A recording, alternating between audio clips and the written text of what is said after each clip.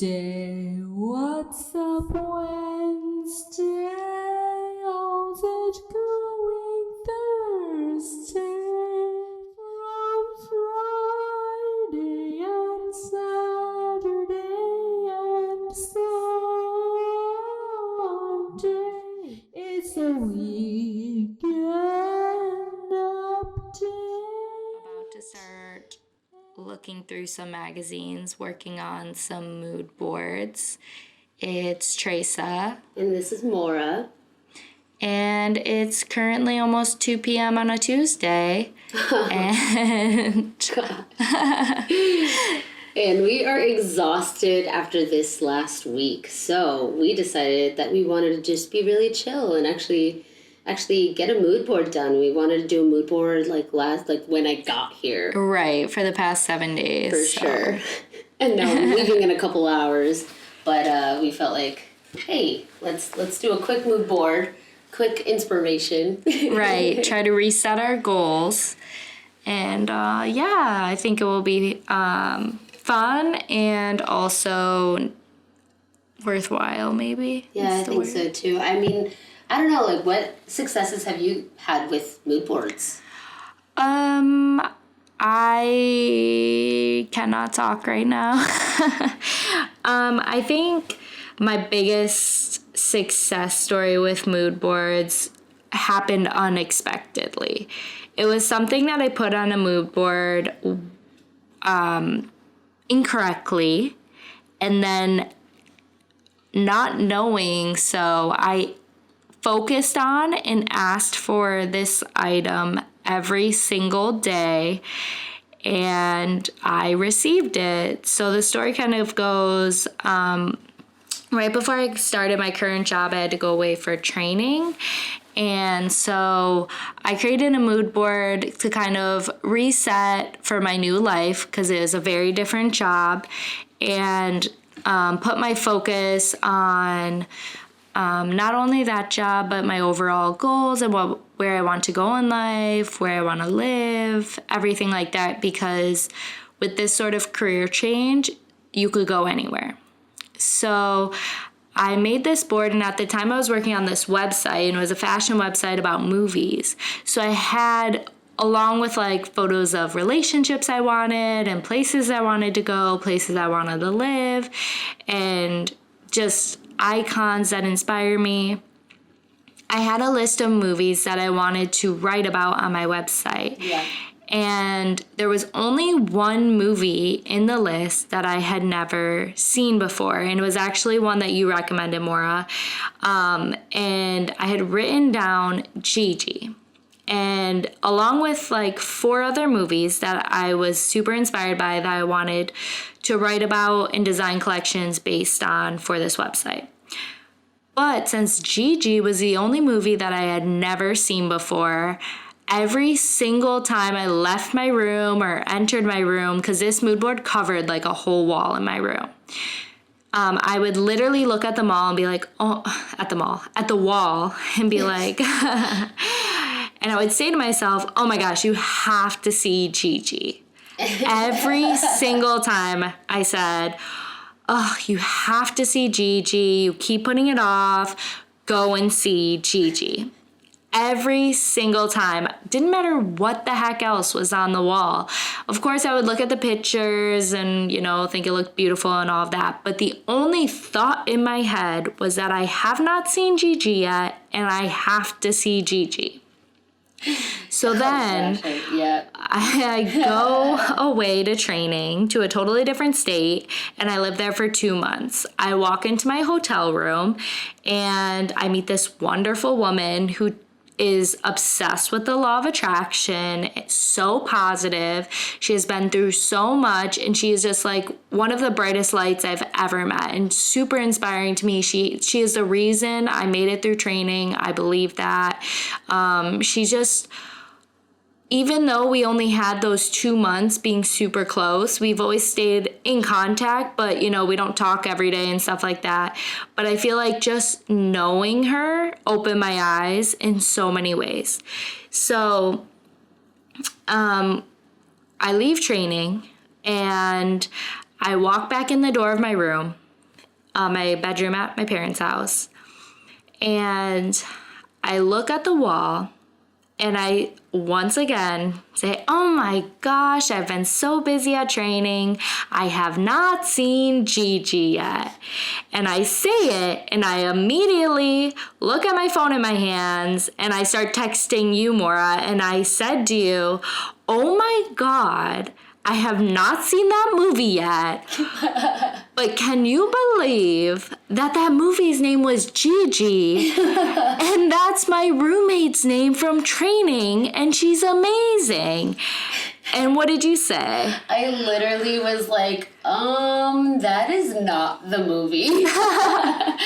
The movie is Gia, and, but I thought it was so incredible that literally you've just been saying this whole thing, like, over and over again, just saying, like, oh, Gigi, Gigi, Gigi. I feel like a couple times you caught me. Actually, yeah, I was like, it's Gia. Like, many times, but I never fixed it on my wall or remembered that it was Gia. Yeah, for sure. And that made chills run down my body when I realized that the movie was not called Gigi. Gigi, yeah. But Gigi was now in my life. Yes. And it just felt so much like I must have asked for her or needed her at that time. For sure. You know, what's interesting is, like, where that is also positioned, you know, you also had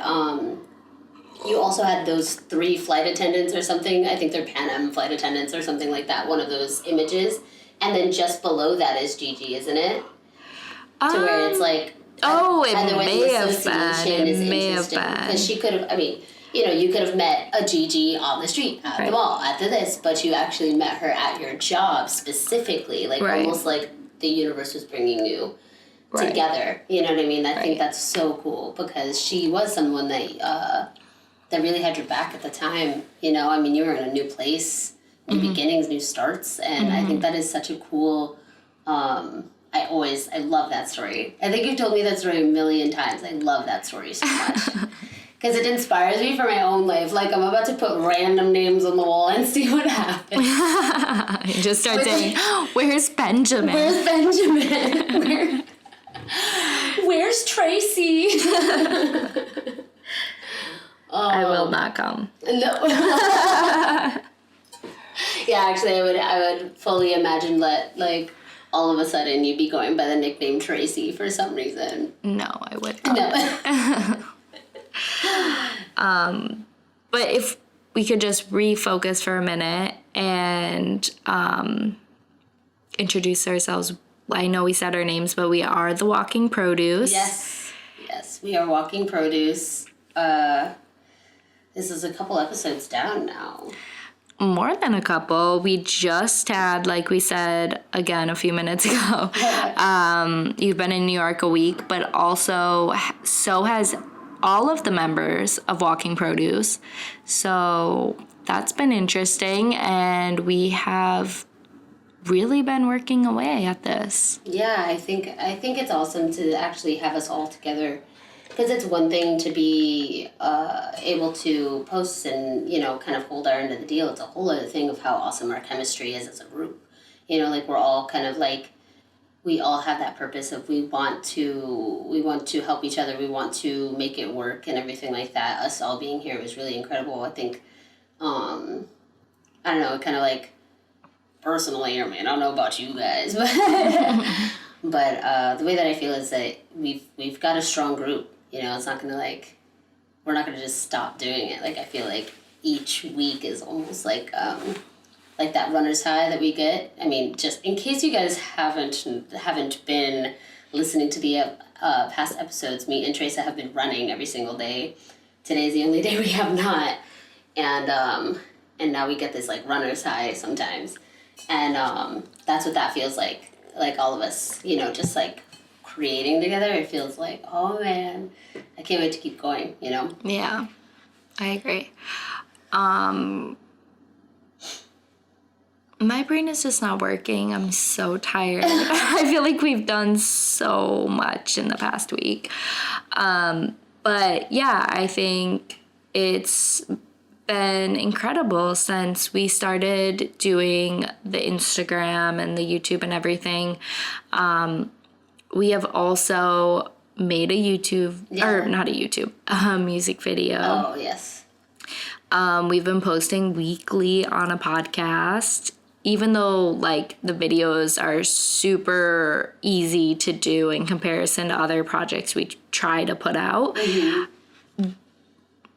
It does take effort to make sure you get everything accomplished on your day. Yeah, absolutely. And it motivates me, at least, to do a lot more, which is, I can kind of see now, not that I couldn't see at all before, but I can more clearly see how people would say they love vlogging, because it forces them to like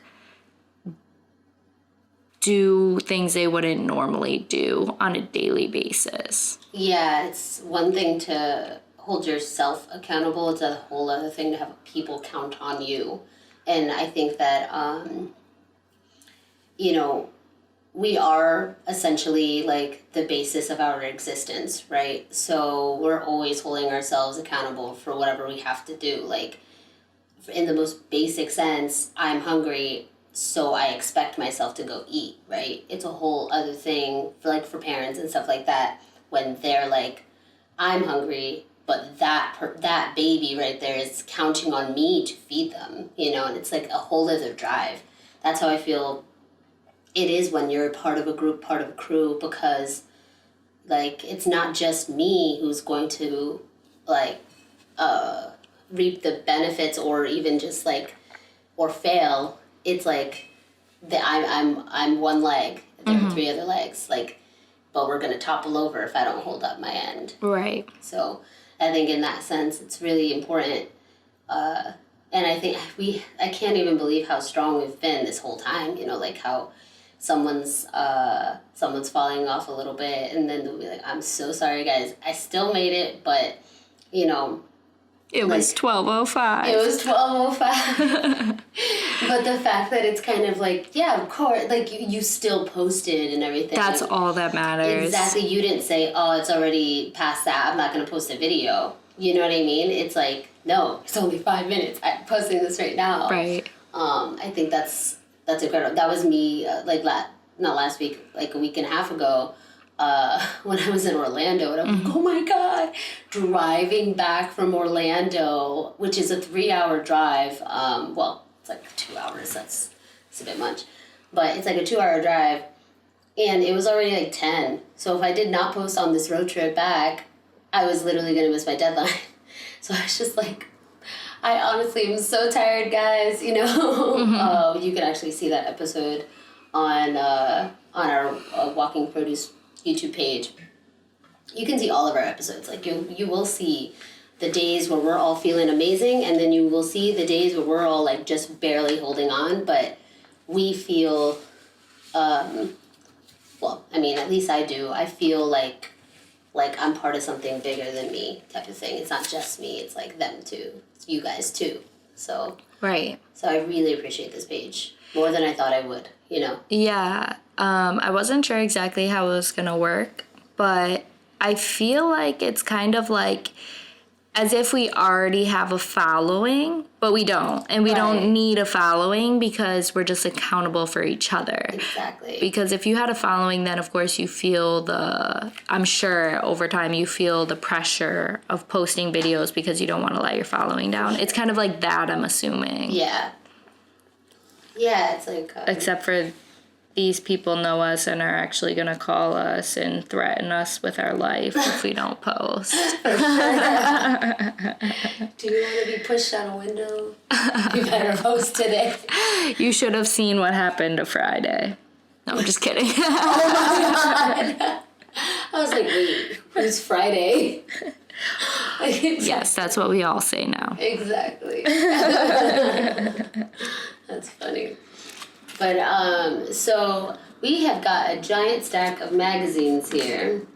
If you have never made a mood board, I would say don't go out and buy 20 magazines. You really don't need to do that.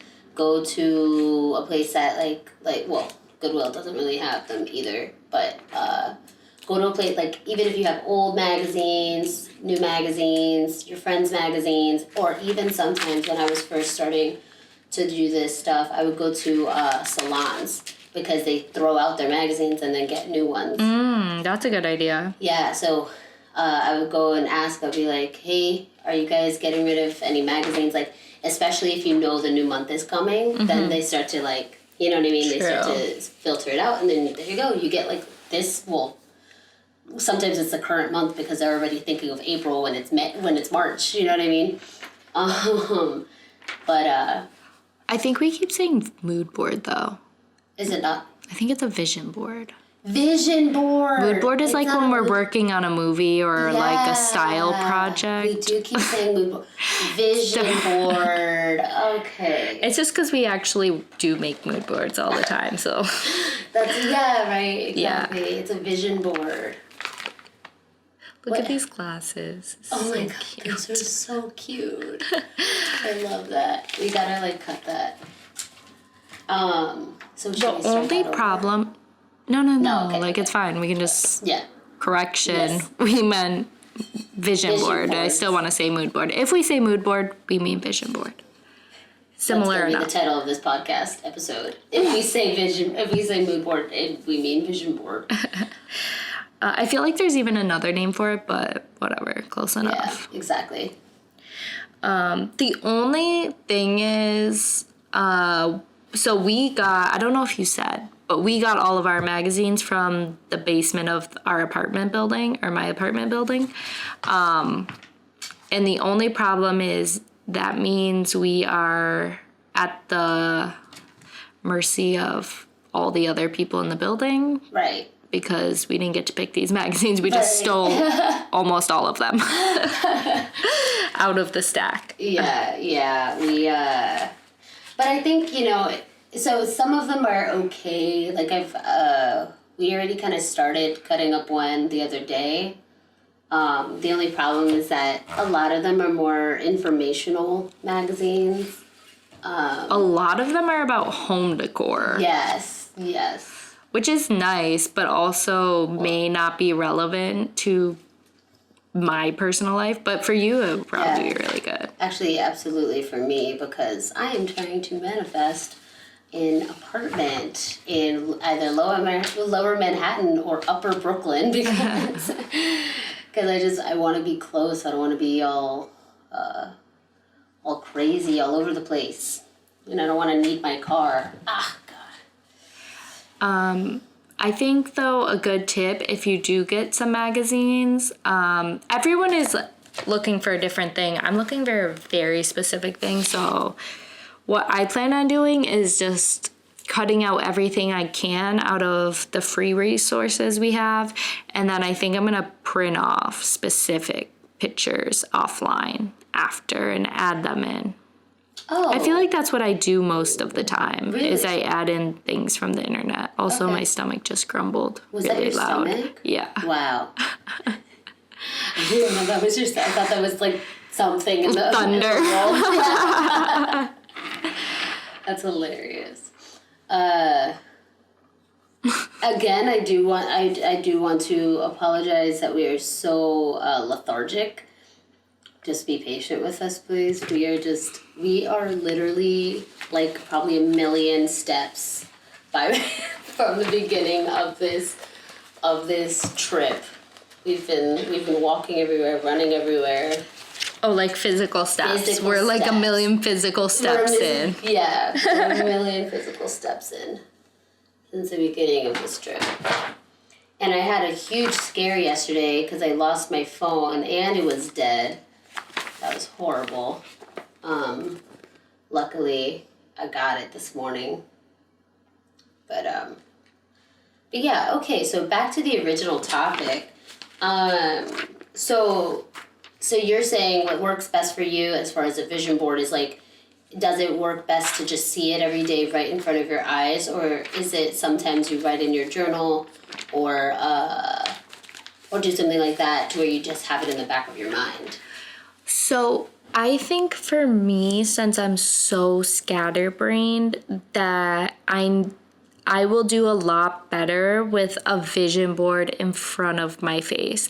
And it needs to be somewhere that I literally will put my focus on for a good minute. So my goal is to actually make a vision board, and then I'm going to put it at the end of my bed. So when I wake up in the morning and I'm just sitting there for a moment, maybe having a cup of coffee, what I'm looking at is my vision board, because I have definitely created vision boards in my journal before, and to an extent they have worked.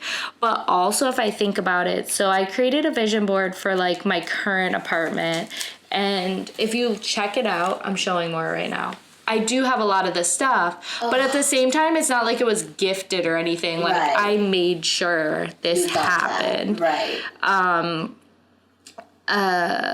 And also, I have right now like affirmations at the head of my bed, Yeah. and that actually does not work for me. My bed used to be in a different place before, and these affirmations were here exactly as they are now at the head of my bed. But that was just like a random spot in my room before. Like, there was nothing over there. So I would actually get out of bed and walk over. This is when my room was empty and I just moved in, and I would stand in front of the wall and read the affirmations. Now that they're at the head of my bed, You don't really. I have no reason to look at them. Okay, that makes sense. So even though I do have a mirror like leaned right up to them, it doesn't work like that. I feel like I've lost focus. So I feel like maybe moving them in front of me and Yeah. making the statements really bold would help. Okay. How do you feel? I have literally never had a mood board like up on the wall, but I do have I have like little like hints of things to where I know what it means that like of this item being in front of me.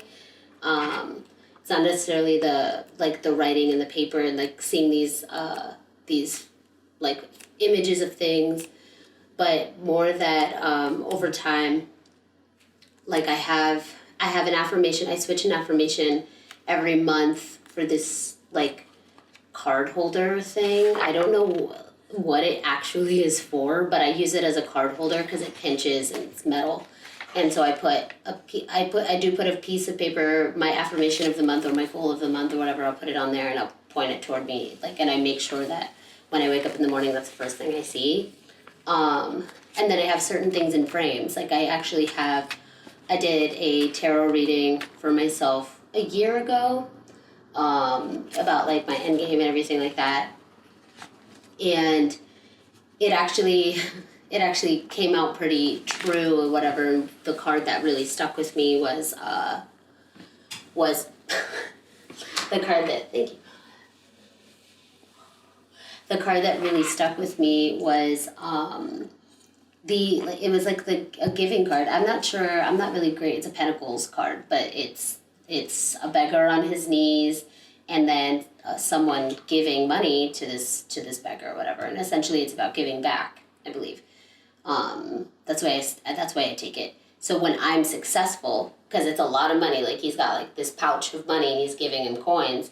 When I'm successful, that's what I really want to do. The money isn't for me. The money is essentially for the people around me. You know, I'll take what I need, what will make me feel comfortable, and then give back. Essentially, it's my own way of I don't know, giving like stopping myself from becoming materialistic and things like that, getting absorbed by the finances and whatever. But do you think having that affirmation clipped on your desk and having these cards and frames, do you find you're able to draw your focus to them enough that they're impacting your life, or what do you think? To be honest, it used to work a lot better when I think like when I first put them there and when I first started doing it. Right now that I'm kind of looking elsewhere, I'm trying to like this, you know, the whole point of me creating of me creating an Inspiration vision. Inspiration vision. This inspiration board is because I want to try something new. Like, I feel like, yes, it's helping in the long run of, like, that is my end game. But that being said, I want to do smaller goals, small attainable goals now, not like just the big one. Okay. Because then it'll also help me kind of like get the steps down. You don't just jump head first, you know? Right. And I feel like that's something that I've seen you do. Like, you have these little things of snippets that you want to kind of keep remembering, keep going to, and I think that it'll help me a lot as well. Hopefully, that's the idea. But yeah, honestly, my biggest inspiration for like kind of setting my intention is that in the, like, keeping what I want in the forefront of my mind. Yeah.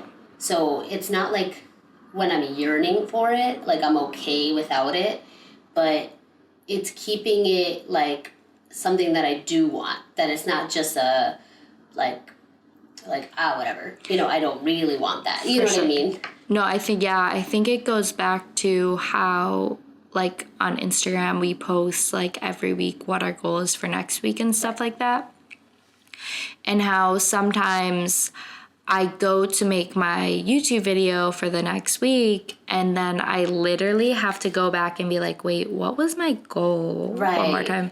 And I literally joked one time in the video, like, okay, so I feel like I just failed because I don't even know what the goal is. So whether I reached it or not, that's like not the point. I should know what the goal was. Right. Like, that should be at the forefront of my mind at all times. Right. So yeah, for me, it's the exact same. It's not that you're desperate for these things. It's more like you want to stop losing focus. Exactly. And, you know, I have, over the years, I've had so many different things change in my mindset to where I want this, now I want this, and now I wouldn't want either of those, you know, and to where it's like this time alone, you know, I spend a lot of time alone, voluntarily, like so voluntarily now, that I think it's that just I knew it. Like, I knew I needed to do some sort of soul searching and mind digging and everything, because I was constantly reaching out for things I didn't really care about, and I was just essentially trying to find purpose, you know?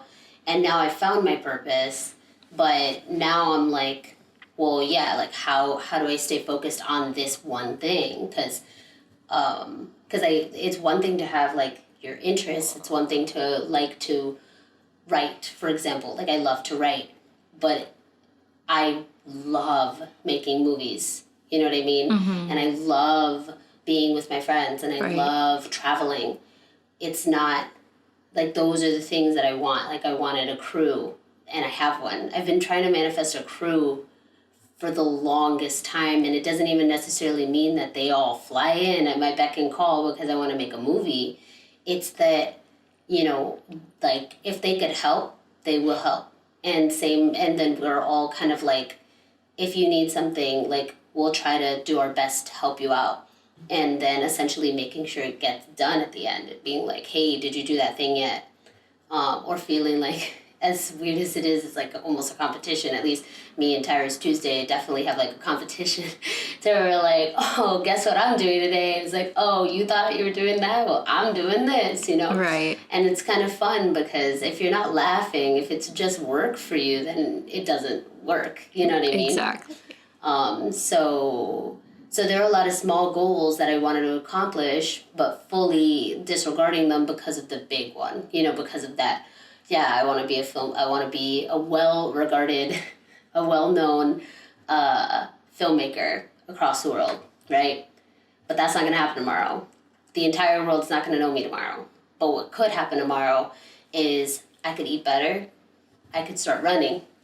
I can, you know, because then the end goal for my health is I want to be healthy enough to actually help kids get past this, like, hump of if they're not in well health, which, is essentially like it could be from birth, it could be from just not understanding like how to take care of themselves, things like that, for whatever reason. I want to be able to be healthy enough that they don't even know, like, my own struggles, you know what I mean? That, like, I want to be able to help. I want to be able to be around and stuff. And so to get there, I need to start at the very basic of, well, maybe I should start eating better. Maybe, is that a storm? No, that was the trash compactor.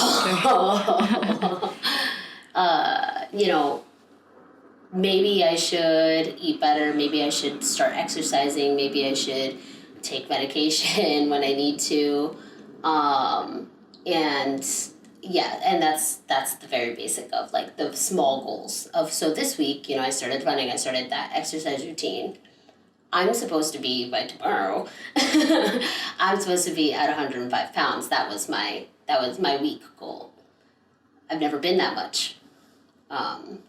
And I've been trying, and even Tracy, like, you've been trying for me. Like, you literally made me a snack the other day in case I don't eat, which I didn't end up eating, but I did eat her snacks when I got home.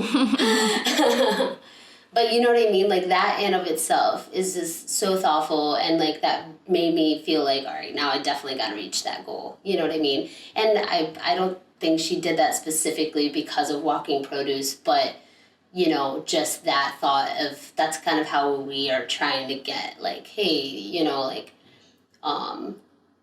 like, if you've got something and I can help you here, like, I just did this thing for you, you know what I mean? Or Definitely. we kind of like share the load, which is Right. awesome. Yeah, that's definitely true. I could agree with that.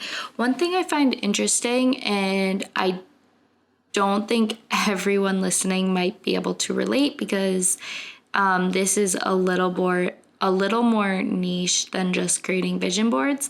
But if you believe in like the law of positivity and manifestation and all of that, one thing I do struggle with is there's this contrast between trying to be realistic and achieve your goals in like small increments. Like, that's what successful people preach when they're telling you how they got to where they are, is like, don't take on this giant goal, or if you do have this giant goal, break it down into smaller goals with more obtainable results or whatever. Right. But then if you believe in manifestation, which is kind of what is one of the reasons for creating a vision board, is to manifest, ask and receive what you would like.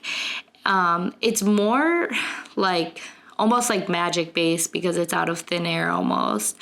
And what they preach, people that are like manifestation gurus almost, is that you can build a castle as easily as you can receive a free cup of coffee.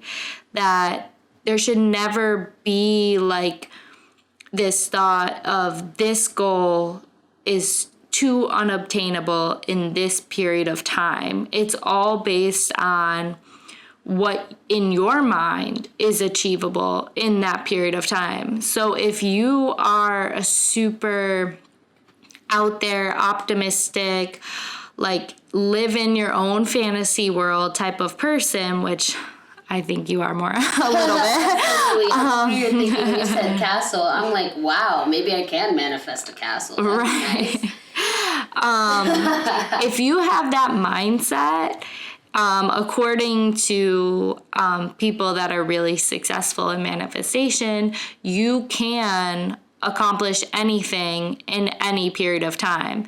We have talked about before, me and Mora, about people that manifest, say like money. How did they put it? Like You sent me a video of someone who obtained money, but it was like some sort of money, like unexpected. Unexpected money. Yes. Unexpected fortunes within 24 hours. Right. For most people, that's so unrealistic and unachievable because you're going to think, where is this money coming from? For sure. And the woman in the one video that Mora sent me that I watched, literally you were like, or you weren't, but in the video she was saying how like she was looking and like looking at her phone, looking at her email, looking everywhere for the money, and therefore the money was never going to come because if you believe in manifestation, you can't. You have to accept it, but then you also have to accept, like, if you don't get it, it's fine. Like, release the idea of receiving it. Exactly. Let it go. Exactly. Let it that go. So yeah, I'm kind of just saying this just as a thought because I just find it interesting. It's not something that is, like, holding me back in my life or anything. But I just find it interesting because the way my mind works, I do need to break things down into like an achievable amount because I will go crazy if you just say, we're going to have a castle tomorrow. In my mind, I will be like screaming, like, that's so unrealistic. Where is that going to come from?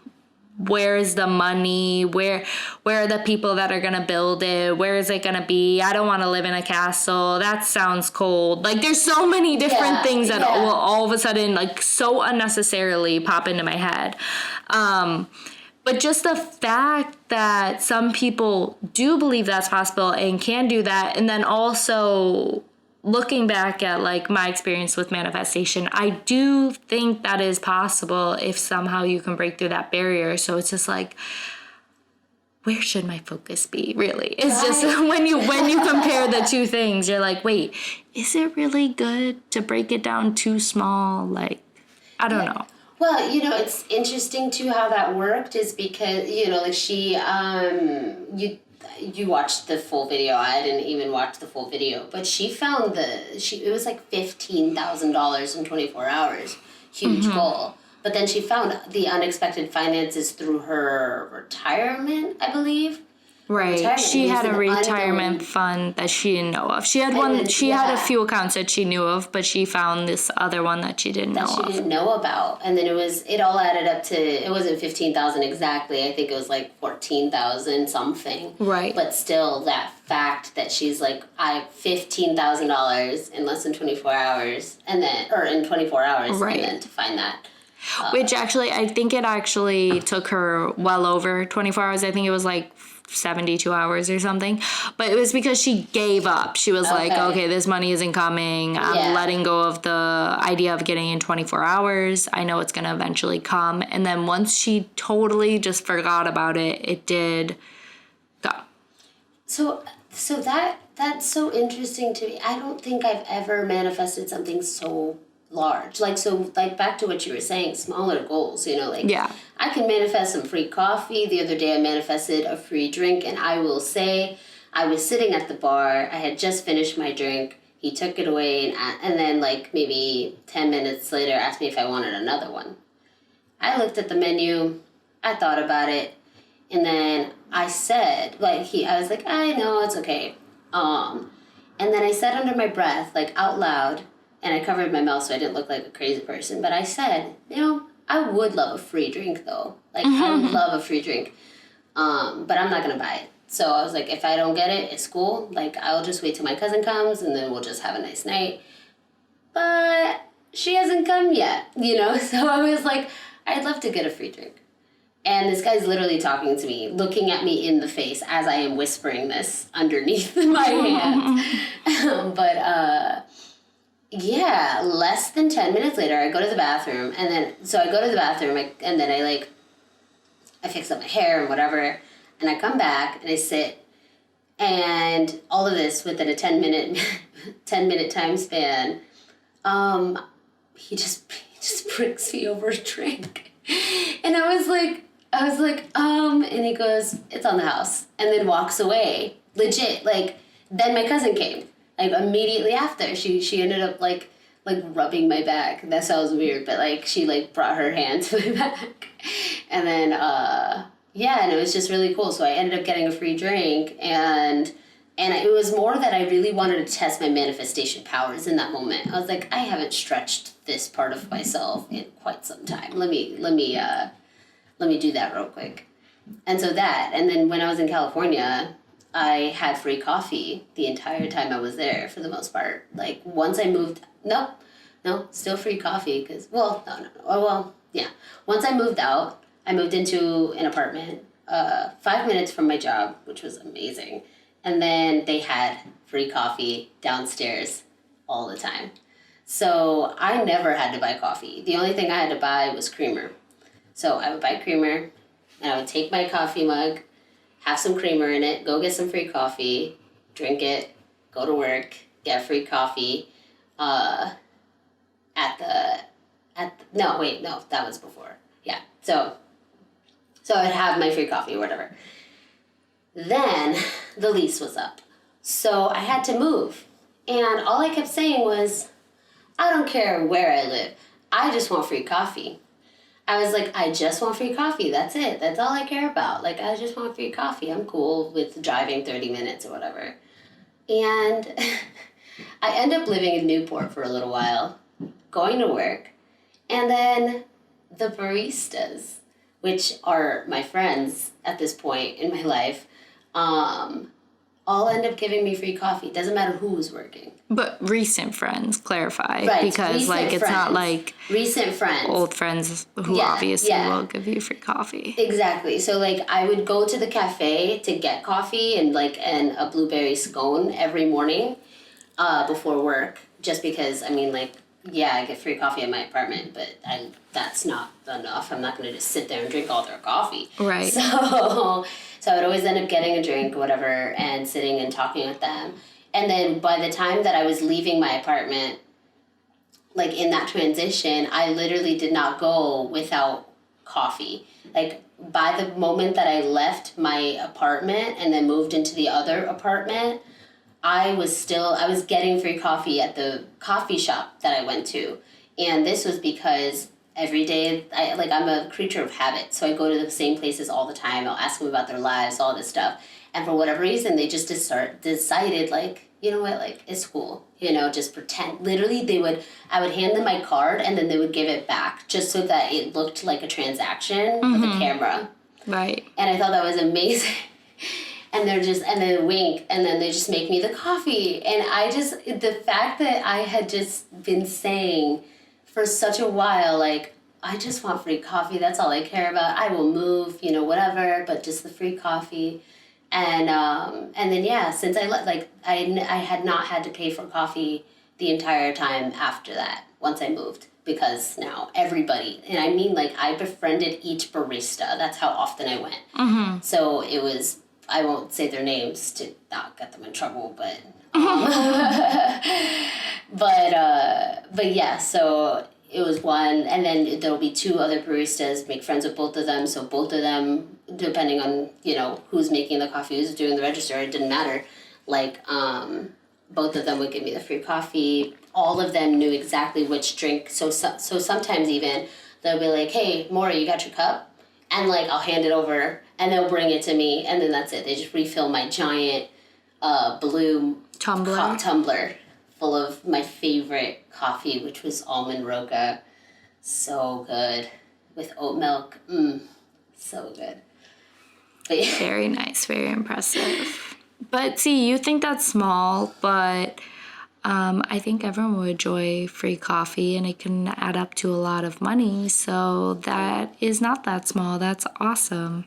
Yeah, because, like, drinks, like, the specialty drinks, if you're not drinking black coffee, if you get lattes like me, they could be, like, $5. Right. And if you're getting 2 a day, like me, just because coffee is just so delicious, like, cannot go without.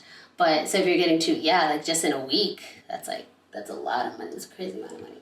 Right. I spoke to a friend about it, though, and she was like, well,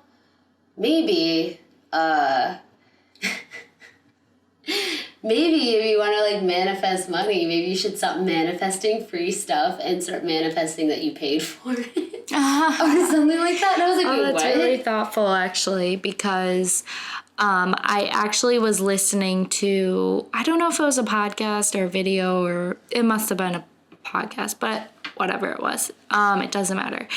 It was a guy talking about manifestation and relationships, and also the difference between success with men and success with women. And what he was saying, based on some studies he read and whatnot, that men cannot be financially successful until they feel like they're doing something meaningful in their life.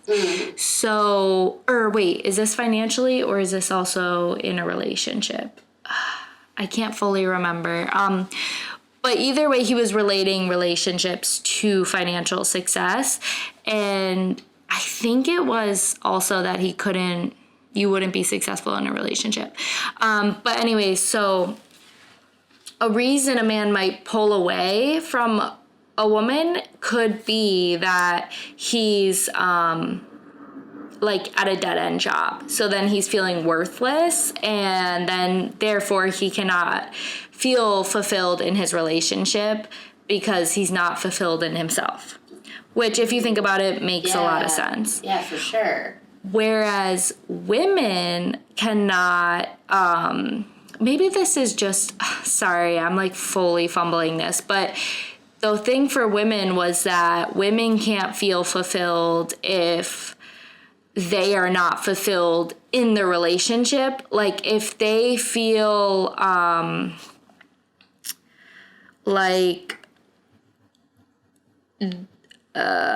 maybe like, like insecure in their relationship, like they don't know like 100% that their man loves them and wants a future with them, then their financial growth will be impossible, or personal growth will be impossible, because we put so much value in our relationships, right, that if we're in a bad relationship, it will shatter us.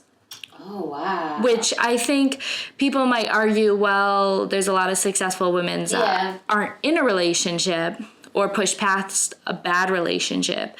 But I think you might agree that being in a bad relationship is completely different than being in a relationship with yourself. Yes, absolutely. And once you if you aren't in a successful relationship, once you like find a relationship within yourself and you're fulfilled within yourself, it completely changes the game. For sure. But anyways, long story short was that his thought was, okay, well, my wife and me are trying to become financially independent. Okay. And we're trying to manifest income, like more income, more financial growth.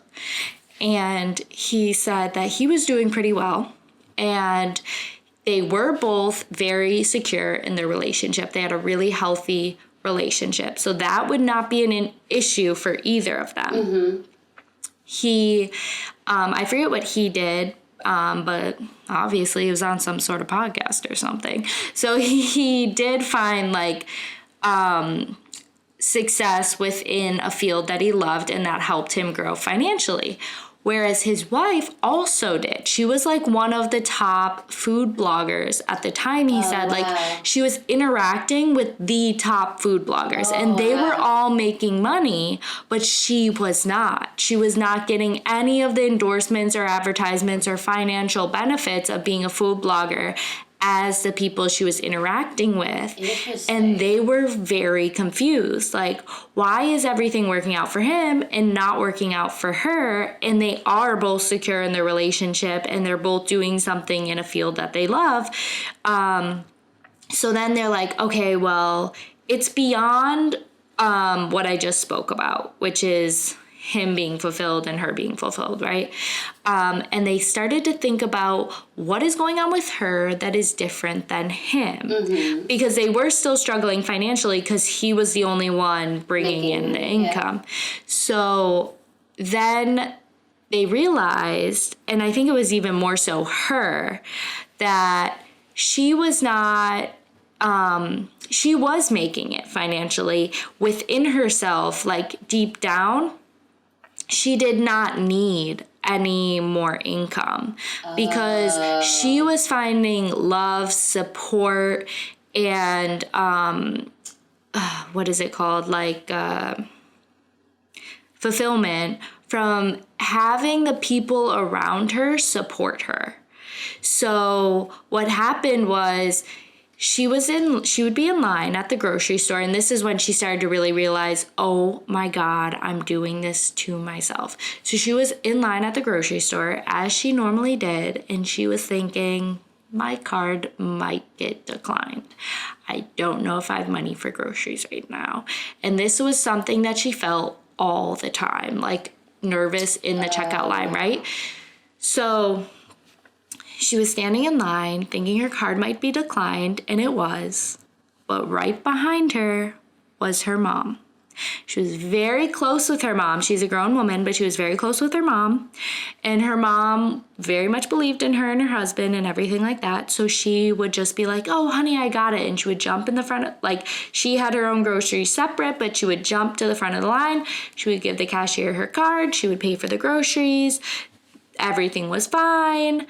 And of course, on the surface, the woman, the wife, she was feeling a bit embarrassed every time her mom had to pay for her and cover the cost and everything. But deep down, what she had been asking for, being financially secure and all that, she was feeling loved and financially secure every time her mother or, on the other side, her husband bailed her out. So the way she eventually found success in her career, on her blog, and financially, and started actually earning income did not come until she sat there down with her mother and with her husband, and she said, this is going to be really hard for me, but I can't have you give me money anymore. Like, no matter what happens, I have to do this. Stop helping me. Because they were bailing her out, and it was making it impossible for her to actually support herself. Wow. Because she was actually financially secure, even though she wasn't, and she was, independently financially secure. Right, but it was everybody else.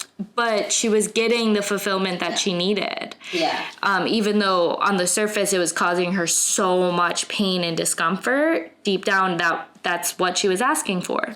Wow. Yeah, so I actually thought about that in terms of myself, and I, reevaluated some of my financial situations in the past and stuff, and I definitely think that could be true. And I think so as well. Taking responsibility for yourself completely could make a huge difference. I am fully writing this down in a note. Just.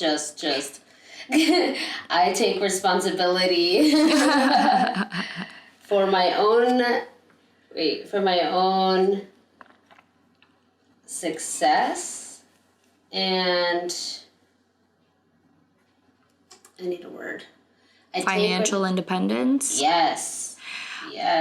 I wish I could have remembered the story better, but I feel like you get the gist. I totally understand this. Financial independence. Oh, I love that. Wow, I forgot how to spell independence. Thing is, I'm writing it capitalized. Does that matter? For me, it does. It's on a Post-it note. No. For the people that can't see. You're right. Yeah, I spelled it. Okay. Please don't look at my Post-it notes. They're going to be a mess. Okay. Oh my God, I love that. That's actually so interesting because you wouldn't even realize that, because I have definitely been in the same boat.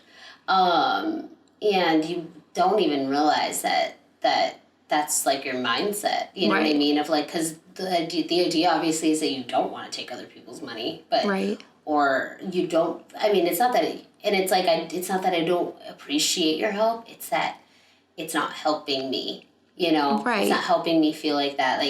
Like for example, if you were to, like, this is something that I had with credit cards, right? Like, that's not my money, you know?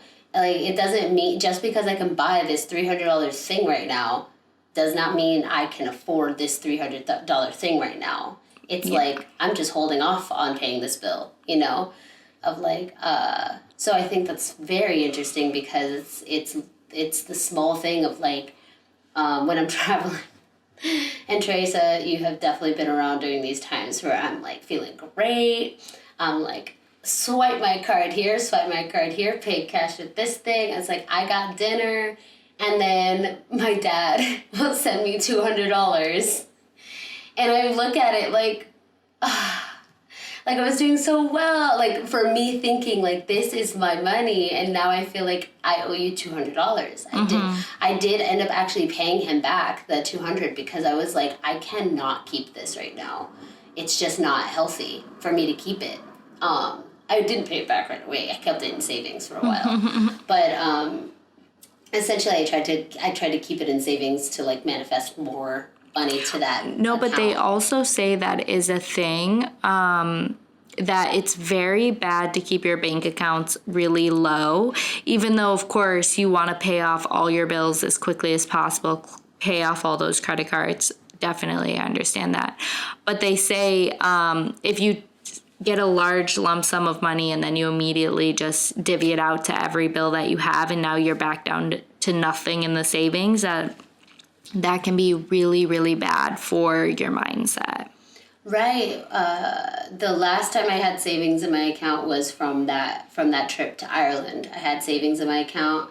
I had I had my paychecks all put in my account and everything, which was really difficult for me to actually put in the bank account because I love seeing cash because it's something I don't carry ever. And I don't carry it because like when I have it, I don't spend it. But then when I spend it, I don't get the cash back. It's kind of like when I have cash, I'm a lot more wary of where I put that. When I have a card, like I'll swipe. See, this is why I also started trying to pay more with cash, because I feel the same. Right? Like when you're less likely to buy frivolous things with cash. Right. Like if you're in the store and you're just like, oh my God, I love this top, I just want it. You're gonna think twice if you only have $50 in your hand. Exactly. And you don't plan on taking more cash out. Exactly. And I think that is also what I always end up find myself thinking about, because, you know, most things have the 99 cents or like, oh, this is $24.99, and then it'll end up taxing up to $25.06, you know what I mean? And then I think, do I really want change right now? That's literally like, if I really like this thing, Wow. I'll be like, okay, I like this thing. I would buy this. I would wear this. But do I even want to carry that change around? So it's literally like two levels of like, okay, sure, it passes that first thing of like, I think it's worth it. It doesn't pass the second of like, is it worth carrying change around? No, it's fine. I'll just come back later. And I never end up going back for it. Wow. It goes through like a whole process. I don't know if that would work for me. But, you know, yeah, that's just something that ends up happening in my head, like, immediately. I don't really want change, so I'll just keep going. And it's because I don't like carrying change in my bag. I like carrying dollars, you know, obviously. But, like, change is, like, worthless to me. And it's just, it's heavy, it takes up space, like, so, yeah, it literally ends up canceling out, like, whether, like, the worth it. It's like, it's cute. I don't need it. You do realize you can pay with change, though, right? Yes, you know, this is something that I fully never do. I blame it on the fact that I don't want to, like, I think part of it goes back to when I was younger, and I gave, like, it was like, oh, here, yeah, it's 95, so then, but you've given me 90, so all I need is 5 more cents. And I'll be like, wait, what? Like that quick thinking to where I'm like, wait, you need 5 cents? Or are you asking me to pay you 95 cents? And then literally like that, I had an exchange where I could not figure out the change. So yeah, I never pay with change. Oh my god. Legit. Traumatizing. Traumatized, because it's like everyone's in line, everyone's waiting for you. You're also, it's like when you're putting your stuff in your bag and then this lady's like walking next to you, like trying to pay for her stuff. She's just, I don't know. Does that ever happen to you at a store? Like, yes, I feel like not that where I've been traumatized just because I didn't understand what they were saying. I have been annoyed once as what is it called? The sales associate at a store before, when you're the cashier and then you're telling someone, no, it's $25 and they give you $20 and you're like, okay, but it's $25. I still need $5. And then they keep staring at you and you're like, do you not want this item? Because it's $25. We don't have $25 bills. This is one bill. And you just keep slowly saying it to them because they're just staring at you blankly. Yeah. And then finally it's like, oh wait, yeah, I do speak English. Yeah. Okay. Let me get another $5. Like, I've had this happen and that is frustrating. And I understand everyone's like moving a mile a minute, and then nowadays like people have headphones in their ears and they're not listening to you and they're not thinking about the tax and all of these things. And I do feel like pressure like when you're at a store to like go super fast. Yeah. And it makes it annoying to pay with cash because when you pay with cash, it's not like you can just walk away with it in your hand. You can, but that's like, it's so frustrating when you do. You're like, I just want to stand here for a second and put my change away. Put it away. But most of the time nowadays, like, they will be calling the next person before they even hand you your card. Exactly. And we worked in retail. We know this is normal. We have to rush. But it can be so frustrating. But then it's also like the idea that nobody is giving you that tiny amount of time. I mean, less than 10 seconds. Yeah. It would take me less than 10 seconds to put this card in my wallet instead of like when you're walking. Now I'm walking away. Now you're I'm fumbling. trying to stuff everything. What if you just bought like 3 bags worth of things? For sure. And then it's like, it doesn't even matter if you got 10 bags behind it. They'll be like, all right, we're done with this one, Right. You're just literally, and then you apologize to the person coming in because you're in the way. And it's like, what part of society made us feel like we all of a sudden are in everyone's way? When we just paid for something. Exactly. Like, we are giving them money to have a job. Exactly. So I think that there needs to be some sort of reevaluation there. Like, I think we just need to, for ourselves, make it a point to just slow down. Joe has literally said that to me before because it is new to me to always be paying with cash. And I think I had this conversation with him where I said like basically what you just said, where I feel rushed. Yeah. And when I'm paying with cash, then I have all this money, I'm fumbling with it. Yeah. And I'm trying to keep track of my budget and stuff. So I don't want to just throw the cash in my purse. Like, I want to keep it organized. Exactly. And he's like, you're allowed to take a moment and like actually put the cash properly in your wallet. You don't need to feel pushed out the door. Even if they're doing that to you, they can't. Like, don't allow them to. Just take your time. You're allowed to do that. I think it's also, definitely a mindset, definitely like a thought. Like, I love that he feels, that he was able to like say that, just because sometimes it's hard to even. We feel like we don't deserve or at least I don't deserve the space that we take up. Like, right. We need to get out of the way. Right. And but that is not true. Exactly. Like each and every one of us has our own bubble, right? And it feels weird. I remember seeing a documentary or hearing about it in psychology or something like that, where we feel so like, you are in my bubble right now. Get right. out of my bubble. Right. And it's like when you're, it's almost that we're either forced to be side by side, which is a problem. Nobody could deal with that, but we just do it, but we don't like it. And then it's literally like to the point of when you're pushing past someone and you didn't push them, you're just next to them and you're like, oh, I'm sorry. Oh, I'm sorry. And everyone's apologizing for, oh, you walked by me. Oh, I'm sorry. Can I pass through? Oh, sorry. I don't mean to inconvenience you. It's like, you're not going to just walk through. What are you saying? Like, I start saying, I've noticed because my grandma never apologized. She said, stop apologizing. Like, there was a very firm belief that she does not apologize unless she has done something wrong.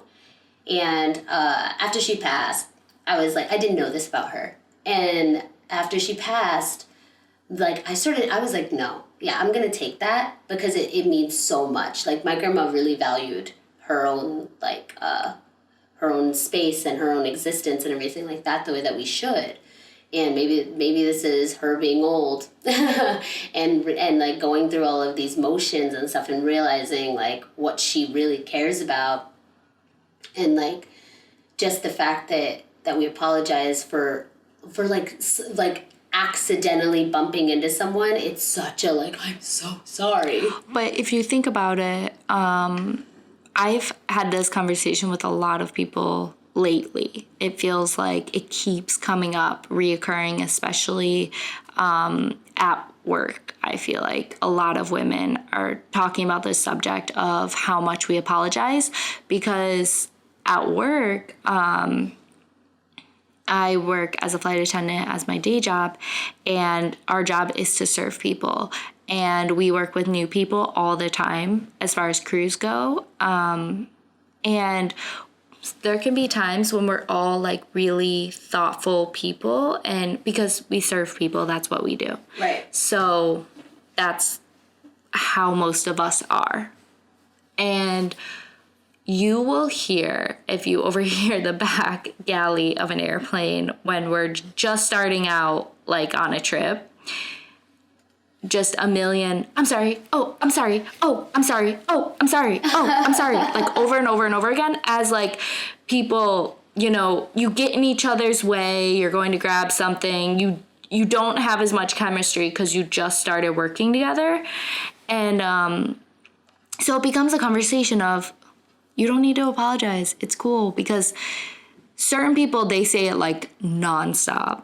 And then you realize you say it nonstop. And it's just this whole like reoccurring cycle where everyone keeps saying they're sorry and no one is doing anything wrong. No one feels like you're getting in their, well, sometimes you're getting in their way, but like not in a, like, not in a way that like you've done something wrong. It's just, you know, we're occupying space. Right. And a lot of us, as we start to have these conversations, it seems like it's a female thing. Like women feel the need to constantly apologize, because I don't think I've ever had this conversation with male crew members. It's always when it's like 3 women working in the back. That's actually so interesting. That would be a really cool social experiment to do, to see like, not purposefully bump into people, but essentially get into the similar situations of occupying space, quote unquote, and seeing like who responds, and if like the percentage of women, or the ratio of women to men, because that's very fascinating. I mean, that could go beyond of like to where they know they're not, you know, like it could be it's not that they don't know, they know they're not occupying space, but they know they should be, like they're allowed to, because we're all occupying space. Wow. See, even my mindset right there, it was like they know they know they're not. They're underground. They know they're not occupying space. But yeah, I think that would be like an actual interesting experience, because I will say I don't, like, same, you know what I mean? I don't think I've ever actually bumped into, and I'm trying to think of like times recently. But it's hard because it's not when you bump into when you bump into someone, that's when you're going to say sorry. It's when they bump into you that you're looking for them to say sorry. Like, not that we expect them to, but like, do they? Right. And like, I feel like, I'm not saying there's never guys that say it, because I work with in customer service. There's definitely polite guys out there that say sorry. But the fact that they say sorry, like sometimes I'm with women where it's like every other word seems to be I'm sorry because we're in such tight quarters. Oh, wow. And then, I mean, it also... But also I work in a female-driven industry, so I could be completely off on this point. But I think that it still has this point, right, of even in conversation, when you're having conversations with people. I mean, I don't know, correct me if I'm wrong, do you essentially, let's turn this into a question, do you ever feel that that women more than men apologize for every little, like when you're having a sentence, oh, sorry, but, or like, I'm totally sorry about this thing, or to where they have it in natural conversation of because I know I've spoken to people who apologize literally for quite literally nothing. They'll just say they're sorry for whatever reason, and I'm like, wait, why are you sorry? Yeah, that's the conversation I feel like I keep, even if I'm not a part of it, I keep witnessing it more and more and more as more and more women are saying, don't say sorry. Right. Just like your grandma said, I've witnessed that maybe 3 times in the past, 6 months, where I've seen a woman say to another woman, stop saying you're sorry. There's nothing to be sorry about. You're not doing anything wrong. Hold your own. You're good. Yes. And it's not in a mean way. It's you're annoying me. Stop saying sorry. Don't feel the need to say sorry because you're doing great. There's no reason to say sorry. I wonder if that somehow ends up having an effect on relationships with people, or the relationship with yourself. Going back to what we were speaking about earlier, I wonder if apologizing for everything has something to do with what's rooted within your own mind that you don't even realize it's there. I definitely think that could be a thing. As far as occupying space goes, I definitely think having the mindset of where you're afraid to occupy space is very unhealthy. Because for me personally, if I think about times when I have been the most depressed or the most alone or the most insecure, it has been me wanting to be invisible and feeling like I'm in someone's presence and I shouldn't be. And wishing that I was not occupying any more space. Or if I'm super depressed and I go to the store to buy something, I want to be out of there as fast as possible because I feel like I should not be here. I should be invisible. I don't want to take up space. I don't want to take people's time. I don't want to bother anyone. And every minute is just getting to a place where you can be alone again and then be out of everyone's way. Yeah, it's interesting you say that. That's how I feel whenever I talk, to be honest. I know where it comes from. It comes from my childhood, because I'm chatty. I like conversation when I'm with people. Not when you're alone?